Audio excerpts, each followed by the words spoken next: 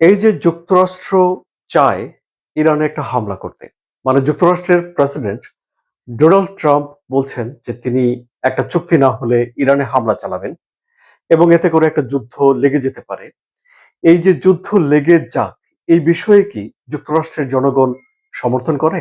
যুক্তরাষ্ট্রের সরকার ইরানের সরকারের সঙ্গে একটা চুক্তি করতে চায় এবং চুক্তি না হলে একটা যুদ্ধও করতে চায়। এখন ইরানের জনগণ কি যুদ্ধ চায় এবং যুক্তরাষ্ট্রের জনগণ কি যুদ্ধ চায়? এবং যদি না চায়, তাহলে কোন কোন ঘটনা থেকে, কোন কোন বিষয় থেকে আমরা বুঝতে পারি যে তারা চায় না? তাহলে ডোনাল্ড ট্রাম্পের বিরুদ্ধ মতবাদ বা ডোনাল্ড ট্রাম্পের জনসমর্থন কমা বা এই ধরনের বিষয়গুলো ইরানের এই উত্তেজনাকে ঘিরে যুক্তরাষ্ট্রের ভেতরে হচ্ছে কি? চলুন এই কন্টেন্টে আমরা এসব বিষয়গুলো নিয়েই আলোচনা করি। তার আগে সবাইকে স্বাগত জানাচ্ছি। আমি আরওয়ার সাদি।